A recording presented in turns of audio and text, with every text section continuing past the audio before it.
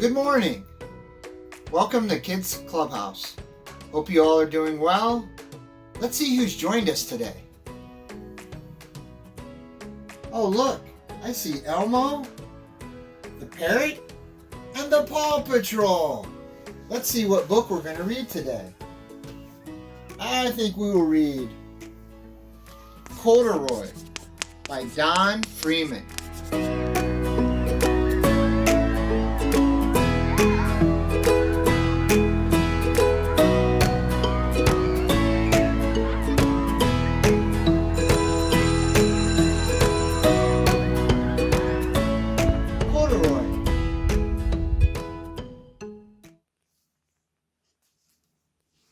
Corduroy is a bear who once lived in the toy department of a big store. Day after day, he waited with all the other animals and dolls for somebody to come along and take him home. There's Corduroy. The store was always filled with shoppers buying all sorts of things, but no one ever seemed to want a small bear in green overalls. Then one morning, a little girl stopped and looked straight into Corduroy's bright eyes. "Oh, Mommy," she said, "look, there's the very bear I've always wanted." "Not today, dear," her mother sighed. "I've spent too much already. Besides, he doesn't look new. He's lost the button to one of his shoulder straps." Corduroy watched them sadly as they walked away. "I didn't know I'd lost a button," he said to himself. "Tonight, I'll go and see if I can find it." Late that evening, when all the shoppers had gone and the doors were shut and locked, Corduroy climbed carefully down from his shelf and began searching everywhere on the floor for his lost button. Look at Corduroy looking for his button. Suddenly, he felt the floor moving under him. Quite by accident, he had stepped onto an escalator, and up he went. Could this be a mountain, he wondered? I think I've always wanted to climb a mountain. He stepped off the escalator as it reached the next floor, and there, before his eyes, was a most amazing sight. Tables and chairs and lamps and sofas and rows of beds. "This must be a palace," Corduroy gasped. "I guess I've always wanted to live in a palace." He wandered around, admiring the furniture. "This must be a bed," he said. "I've always wanted to sleep in a bed." And he crawled up onto a large, thick mattress. All at once he saw something small and round. "Why, here's my button," he cried. And he tried to pick it up.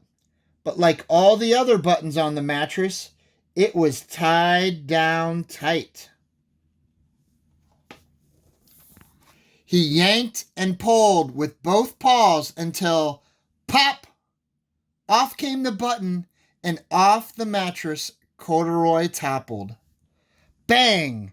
Into a tall floor lamp. Over it fell with a crash. Corduroy didn't know it, but there was someone else awake in the store. The night watchman was going his rounds on the floor above. When he heard the crash, he came dashing down the escalator. "Now, who in the world did that?" he exclaimed. "Somebody must be hiding around here."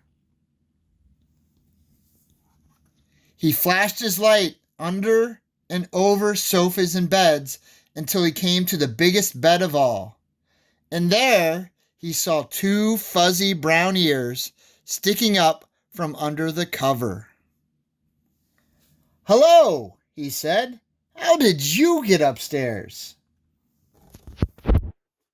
The watchman tucked Corduroy under his arm and carried him down the escalator and set him on the shelf in the toy department with the other animals and dolls. Corduroy was just waking up when the first customers came into the store in the morning.